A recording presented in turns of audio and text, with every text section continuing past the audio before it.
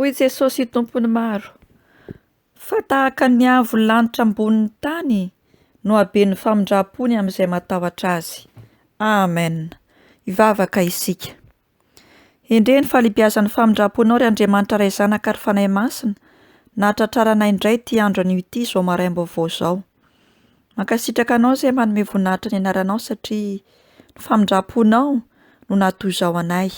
Ary ndreto zahay mihazakazaka manoloana ny fahalebiazanao sy ny seza fiandriananao, mandady laty satria tsy mendrika akory na dia namamy fiakapanao. Nefa hoy ny teninao izay manantona ahy, tsy mba ho laviko mihitsy. Izany no asahianay Jesosy manantona anao amin'ity maraina ity, raha vao nihiratra ny masonay tsirairay avy dia nahatsiaro anao ny fonay.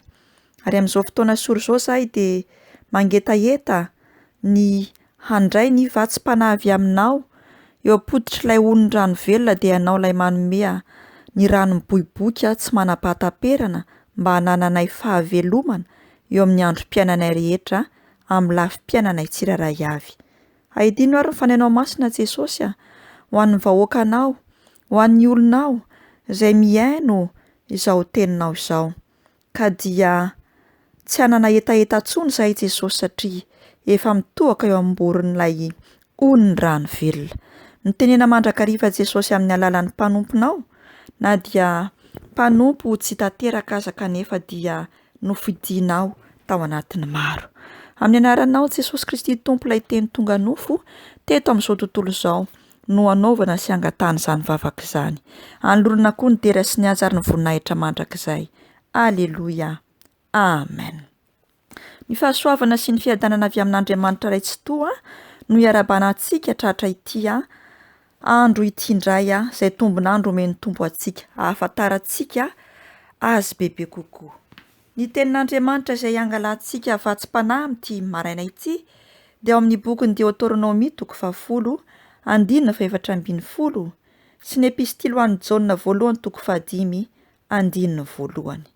Deoteronomia 10:4-20, epistily ho an'ny Jaona 1:5-9. Rehefa hita izany teny izany dia ho vakiana amin'ny anaran'i Jesosy ilay teny tonga nofo. Indro ho an'i Jehovah Andriamanitrao ny lanitra sy ny lanitry ny lanitra, ary ny tany mban'izay rehetra eo aminy. Izay rehetra mino fa Jesosy no Kristy dia naterak'Andriamanitra, ary izay rehetra tia izay niteraka dia tia izay naterany koa. Amen. Izany tenin'Andriamanitra anankiroa novakiana misesy izany dia mampiseho sy manambara fa Andriamanitra voalohany indrindra dia maneho ny famindram-pony amin'ireo izay matahotra azy marina. Ary ny tahotra an'Andriamanitra dia tahotra miteraka fanavotana izay mamporisika antsika zanak'Andriamanitra, mamporisika antsika kristianina, mamporisika antsika izay mino koa hanalavitra ny ratsy, hankahala ny fahotana, ka hitandrina ny fitsipik'Andriamanitra ary hitady ny fanatrehan'Andriamanitra sy ny fahasoavany eo amin'ny androm-piainantsika. Izany indrindra no mampametra-panontaniana ny maro sy ny olombelona miaina eto amin'izao tontolo izao, eny fa na dia ny kristianina koa raha araka izany teny izany fa ilay Jehovah Andriamanitra izay nahary ny tany sy ny lanitra dia mampametra-panontaniana antsika hoe aiza ny lanitra? Misy marina ve izany lanitra izany? Dia betsaka ny mamaly sy milaza fa tsy misy izany lanitra izany, satria toa ny zavatra vinavinana inventen'ny kristianina hoy ny filazan'ny olona tsy mino na izao tontolo izao. Ny kristianina indray dia mino sy miteny fa rehefa mibanjina ny lanitra ka miandrandra na manandrandra ny loha ka mahita ilay lanitra manga izay tsy azo takonana, mijery ireo abakabaka, mijery ny tara-pahazavana sy ny hafanana izay miparika entin'ny masoandro rehefa atoandro ny andro, ary mandinika ny famirapiratanyireo kintana sy ny volana rehefa alina de manambara avokoa fa misy ary tena misy izany lanitra izany, izay toerana hipetrahan'Andriamanitra iray, izay nahary ny lanitra sy ny tany ary nahary ny zavaboary teto amin'izao tontolo izao, ka namorona koa ny olombelona mitovy amin'ny endrik'ilay nahary dia Andriamanitra tokana sady marina.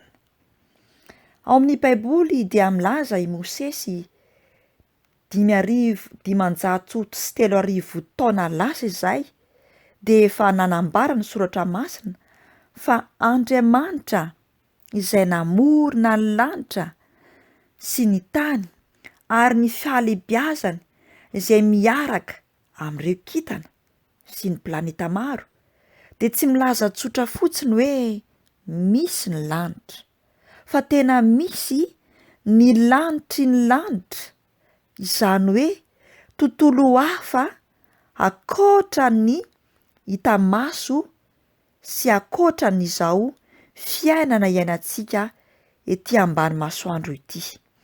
Ary de izay no ambaran'ny soratra masina sy nampianarin'ny lay vavaka tsara indrindra nampianarin'i Jesosy Kristy Tompo manao hoe ety an-tany tahaka ny any an-danitra, ary sataritsika sy iainantsika sady ety an-tany izany fiainan-danitra izany.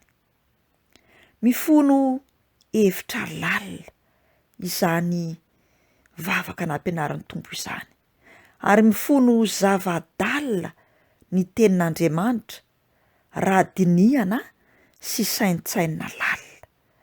Ary izay no amafisin'ilay bokin'ny Deutéronomie 10:7-12 izay novinakitsika teo hoe indro Jehovah Andriamanitra ao ny lanitra sy ny lanitry ny lanitra ary ny tany mba amin'izay rehetra eo aminy. Ny soratra masina milaza fa Andriamanitra dia any an-danitra, ny fonenany dia any an-danitra.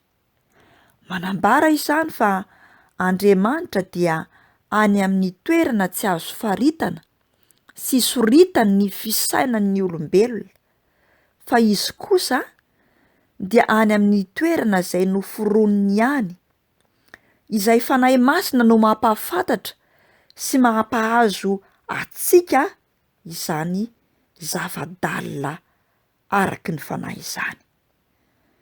Monina sy mitoetra eo amin'ny toerana feno famirapiratana izay tsy azo ny mpanota idiran'Andriamanitra. Ny tenin'Andriamanitra sy ny soratra masina manamafy fa Andriamanitra dia akaiky, ary Andriamanitra dia manakaiky atsika. Ny kristianina tsy hoe manatraka ny lohany mijery ny lanitra de hoe ahitan'Andriamanitra, fa Andriamanitra dia monina ao anatintsika tsirairay avy, ary izay mino azy dia mino sy nandray an'i Jesosy Kristy Tompo dia manakaiky sy mandray ny fahaterahana indray tamin'ny alalan'ny fanahy masina. Ary izay no nahatonga ny epistily ho an'i Jaona 1:5-1 izay milaza araka novinakitsika teo hoe izay rehetra mino fa Jesosy no Kristy dia naterak'Andriamanitra, ary izay rehetra tia izay niteraka dia tia izay naterany koa. Tsy avo ny lanitra, tsy lavitra antsika koa mpino Andriamanitra vao ahita ny lanitra isika, na hijery sy hahafantatra hoe aiza ny lanitra, satria Andriamanitra amin'ny alalan'i Jesosy Kristy dia ao anatintsika, ary isika dia ao amin'Andriamanitra, ao amin'ny Jesosy Kristy Tompo. Satria ny mpino kristianina marina izay nandray ny fahateram-baovao dia tempolin'Andriamanitra mandendeha, tempolin'Andriamanitra velona. aza mametra-panontaniana intsony isika raha hoe aiza ny lanitra. Misy va aiza ny lanitra izany? Fa ny lanitra de efa tonga ety ambony tany, amin'ny alalako sy amin'ny alalanao.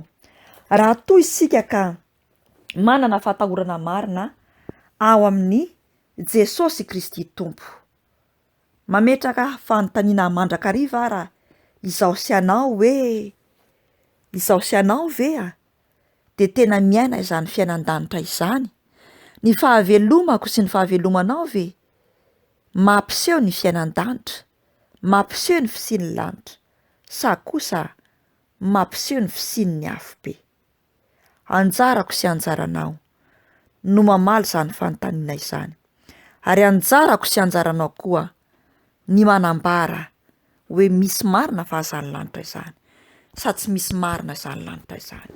Anjarako sy anjaranao koa no mahafantatra sy mamantatra hoe rehefa hiala ety izao sy anao de hiaina ny fiainan-danitra sa ho aiza no hisy ho azy anao. Tsy fanontaniana tsy azo valiana izany, fa dieny izao de efa fantatro sy fantatrao ny fiainana isy ahy sy ny fiainana isy anao de ny mbola ety ambony tany, ary rehefa andao ty tany ty isika tsiraray avy. Ho an'Andriamanitra ny voninahitra, isika no mamaly ny fanontaniantsika sy mamaly izany fanontaniana izany isa-tsekondra, isa-minitra, isan'ora. Vavaka isika. Sotranao izay Andriamanitra ray zanaka ary fanahy masina, sotranao izay amin'ity andro an'io ity, fa tsy angano angano tokoa izay rehetra voalazan'ny teninao sy voasoratra ao anatin'ny soratra masina. Tsy angano angano ny zava-misy ny zava-miseho, ary tsy tokony hametra-panontaniana izahay hoe aiza ny lanitra, misy va ny lanitra, ary isy va izany fiainana mandrakizay izany? Moa izay va hahita izany lanitra izany? De ilay Jerosalema vaovao rehefa eo aminao izay ilay mpanjaka ny mpanjaka, rehefa eo aminao izay ilay mpisolo vava, rehefa eo aminao izay ilay mpitsara, ary rehefa eo aminao izay ilay namita ny famonjena teto amin'izao tontolo izao ka nanolotra ny ainao teo ambony hazo fijaliana ho famonjena anahy. Rehefa eo aminao izahay ka atsiaro fa efa vitanao avokoa ny zavatra rehetra tamin'ny namoronanao izao zava-boary izao tontolo izao, tamin'ny namoronanao ny olombelona mba hiaina sy hanjaka ao anatin'ny zava-boary, ary koa tamin'ny nampanantenanao fa hisy ny fiainana mandrakizay. Sotranao izay tamin'ny vatsim-panasy ny teninao tamin'ity maraina ity, ampianaro ary izay tsiraray avy andinika lalina hoe izahay va miaina izany fiainan'ny lanitra izany, sa fiainana any amin'ny fahaverezana no iainanay? Izahay va manantena ny andovan'ny lanitra, sa kosa ho any amin'ny fahaverezana? Tsy misy ny zavatra surprise eo amin'ny fiainanay, fa izay afafinay ety ambony tany no jinjanay rahatra izay. Ampianaro izay ary bebaka mandrakariva hamitra-pihavanana aminao Jesosy, ka andray mandrakariva ny fahateram-baovao amin'ny alalan'ny fanaonao masina, anaiky isan'andro hanavao ny fanoloran-tenanay, ka anaiky fa ianao Jesosy Kristy Tompo no andidy tsy hanapaka ny fiainanay mba handovanay ny fiainan-danitra de ny mbola ety ambony tany tahaka ny any an-danitra. De ho tanteraka aminay Jesosy ny vavaka nampianarinao, manao hoe ho tonga ny fanjakanao tahaka ny ety an-tany, tahaka ny any an-danitra. Ho anao ny dera sy ny azara voninahitra mandrakizay Jesosy eo, fa ny fibebahana isan'andro ampanjaka ao aty anatin'ny fonay mba tsy hamitahanay ny tenanay. Aleloia! Ny fibebahana marina ho aminay zanakao